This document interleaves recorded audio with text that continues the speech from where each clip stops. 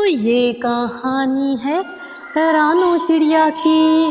رانو چڑیا ایک غریب پریوار میں پیدا ہوئی تھی۔ اس کے ماں باپ بہت غریب تھے، لیکن رانو کی شادی ایک بڑے گھر میں ہو جاتی ہے۔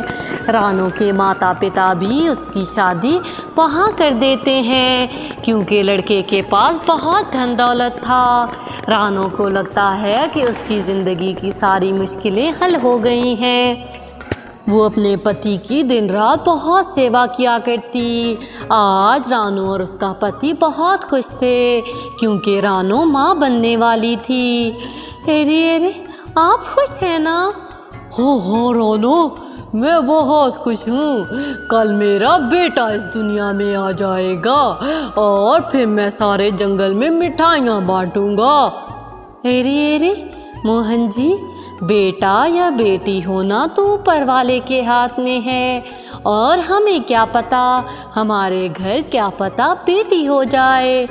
ارے ایسا نہیں ہوگا، میرے ساری جدی پشتی میں بیٹے ہی پیدا ہوتے ہیں اور ہمارے ہاں بیٹی پیدا ہونا نحوست سمجھا جاتا ہے۔ تم شبھ شبھ بولو اور میرے بیٹے کے آنے کی تیاریاں شروع کرو۔ یوں ہی رانو تو یہ ساری باتیں سن کر پریشان ہو جاتی ہے اور گھر میں بیٹھی بیٹھی سوچتی رہتی ہے۔ یوں ہی رانو جنگل جاتی ہے۔ ارے رانو، تم کیوں پریشان ہو؟ ارے ٹونی، تمہیں کیا بتاؤں، میں تو بہت خوشی خوشی زندگی گزار رہی تھی، لیکن کل موہن جی کی اس بات نے مجھے بہت پریشان کر دیا ہے۔ یوں ہی رانو ساری بات ٹونی کو بتاتی ہے۔ ارے رانو، تم پریشان مت ہو سکتا ہے اوپر والا تمہیں بیٹا ہی دے دے۔ تمہیں کیا معلوم ہے کہ کیا پتا تمہارا بیٹا ہی ہو، تم خواہ پریشان ہو رہی ہو۔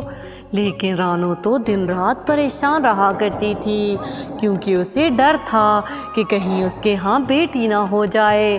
رانو کے ہاں ایک دن انڈے سے بیٹی نکل آتی ہے۔ ارے یہ کیا، تم نے بیٹی پیدا کر دی؟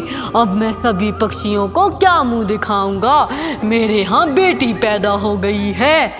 ارے موہن جی، بیٹی پیدا ہونا نحوست نہیں ہے، دیکھیں تو یہ کتنی پیاری ہے۔ ارے میرا دماغ مت کھاؤ، میرا دماغ ویسے ہی گھوم چکا ہے، اور اس منحوس کو میری نظروں سے دور کر دو۔ یوں ہی موہن تو اپنی بیٹی کو دیکھتا بھی نہیں ہے اور جنگل میں چلا جاتا ہے۔ رانو بیچاری تو بہت پریشان ہو گئی تھی کیونکہ موہن 2 دن سے گھر نہ آیا تھا۔ یوں ہی سمے گزرتا جاتا ہے لیکن موہن اپنی بیٹی سے بہت برا برتاؤ کرتا۔ ارے اس منحوس کو یہاں سے لے جاؤ، 2 وقت کا کھانا کھاتا ہوں اور وہ بھی یہ سکون سے نہیں کھانے دیتی، میں باہر جا کر ہی کھا لوں گا۔ یوں ہی موہن تو چلا جاتا ہے۔ موہن تو اپنی بیٹی سے بہت نفرت کرتا تھا۔ یوں ہی کچھ سمے بعد رانو پھر گربوتی ہو جاتی ہے۔ اب تو رانو دن رات بس یہی دعا کرتی کہ اس کے ہاں بیٹا ہو جائے، ورنہ اس کا پتی کیا کرے گا یہ تو وہ بھی نہیں جانتی تھی۔ یوں ہی کچھ سمے بعد اس کا انڈا پھوٹ جاتا ہے اور اس کے اندر سے پھر سے ایک بیٹی نکل آتی ہے۔ ارے ایک نحوست کم تھی کیا جو اب تو نے دوسری پیدا کر دی؟ میرے گھر سے ابھی کے ابھی نکل جا۔ ارے موہن جی، مجھے گھر سے مت نکالیے، میری بیٹیاں کہاں جائیں گی؟ جنگل میں برسات کے دن آنے والے ہیں، یوں تو یہ دونوں مر جائیں گی۔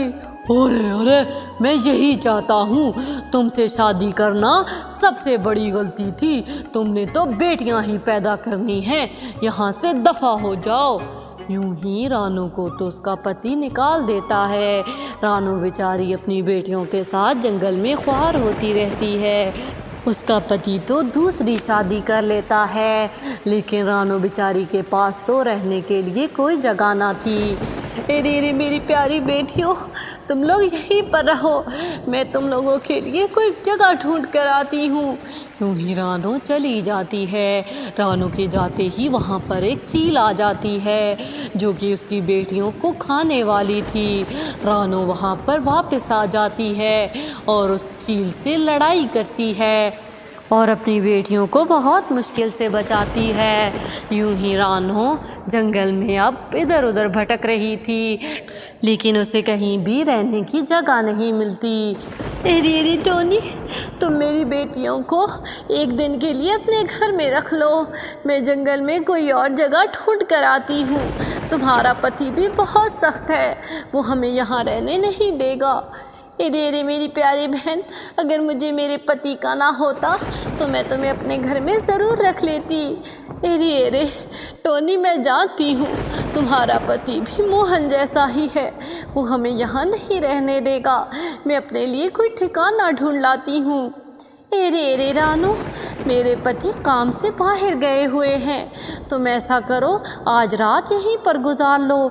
इतनी रात में कहाँ जाओगी? अरे टोनी, तुम्हारा पति आ गया तो मैं कहाँ जाऊँगी? वो हमें घर से निकाल देगा, फिर मैं कैसे घर ढूँढूँगी? यूं ही रानो सारी रात जंगल में कोई जगह ढूंढती रहती है जहाँ पर वो रह सके, लेकिन उसे कहीं पर कोई जगह नहीं मिलती। यूं ही जंगल में तो सुबह हो गई थी, लेकिन बारिश तो रुकने का नाम नहीं ले रही थी।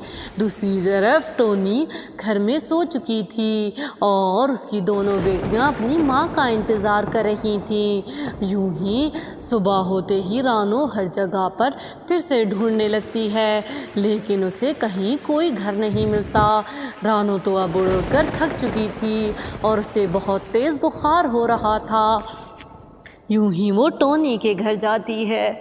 अरे टोनी, मैं बहुत थक गई हूँ, मेरी बेटियाँ कहाँ हैं? अरे रानो, वो तो सो गई हैं, सारी रात तुम्हारा इंतज़ार करती रही।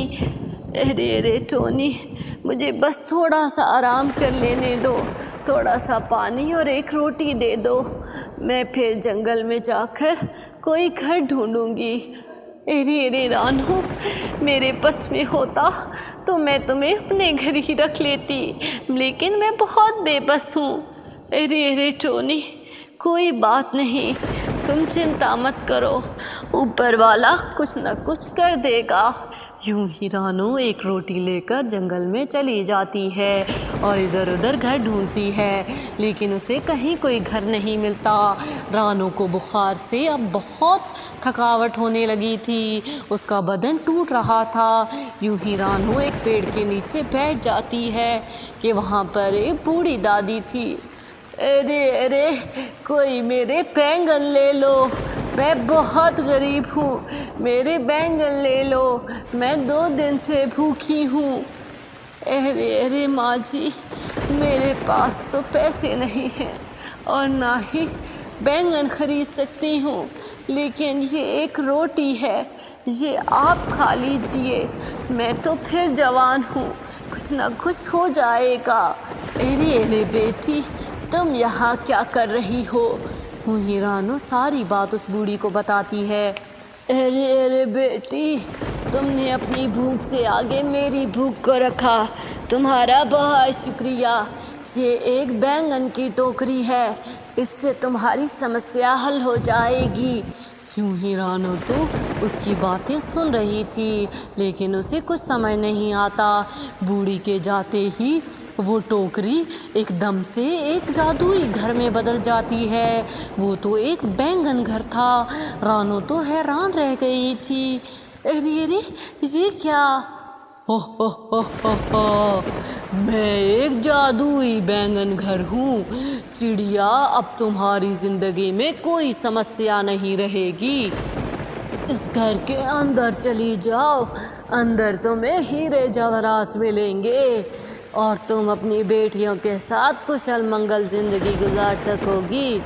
यूं ही रानो जैसे ही उस बैंगन घर में जाती है, वहाँ तो वाकई एक घड़ा पड़ा था जिसमें बहुत सारे सोने के सिक्के थे। रानो टोनी के पास जाकर अपनी बेटियों को ले आती है और उसे सारी बात बताती है। रानो सावन के दिन उस बैंगन घर में गुजारती है और फिर वो सिक्के बेचकर जंगल में बहुत बड़ा घर खरीद लेती है। दूसरी तरफ जैसे ही मोहन का बेटा जवान होता है, वो अपने बाप को घर से निकाल देता है क्योंकि उसकी पत्नी को उस बूढ़े का वहाँ रहना पसंद नहीं था। दूसरी तरफ उसकी बेटियाँ तो पढ़ लिख चुकी थीं, अब उन लोगों को किसी चीज़ की कमी नहीं थी। यूं ही एक दिन नदी किनारे वो मोहन बैठा था कि वहाँ पर रानो आ जाती है। अरे आप यहाँ पर कैसे? अरे रानो, मुझे माफ़ कर दो, मैंने तुम्हें और अपनी बेटियों को घर से निकाल दिया था। आज मेरे बेटे ने मुझे घर से निकाल दिया, मुझे मेरे किए का सिला मिल गया है, मुझे माफ़ कर दो। अरे आपने एक पल को नहीं सोचा कि मैं और मेरी बेटियां कहाँ जाएंगी? अगर हम जंगल में मर गई होती तो क्या होता? आज आपकी बेटियां पढ़ लिख कर बहुत आगे बढ़ चुकी हैं। जंगल में मैं सबसे अमीर चिड़िया बन चुकी हूँ, लेकिन आप मेरे पति हैं। मैं आपको ऐसे बेआसरा नहीं छोड़ सकती, आप मेरे साथ घर चलिए। यूं ही रानो से अपने घर ले जाती है। वो जाकर अपनी बेटियों से भी माफ़ी मांगता है। अरे मुझे माफ़ कर दो बेटियों, मैंने तुम लोगों के साथ बहुत अन्याय किया और ऊपर वाले ने मुझे उस चीज़ की सज़ा दे दी। बेटियां ही माँ बाप का ख्याल रखती है, बेटियां नहुसत नहीं होती। यूं ही उसकी दोनों बेटियां तो उसे माफ़ कर देती हैं और रात दिन अपने बाप की बहुत सेवा करती हैं। तो प्यारे व्यूअर्स, अगर आपको मेरी ये कहानी पसंद आई हो तो प्लीज़ मेरे चैनल को सब्सक्राइब कर दें और इस वीडियो को लाइक करना ना भूलिएगा।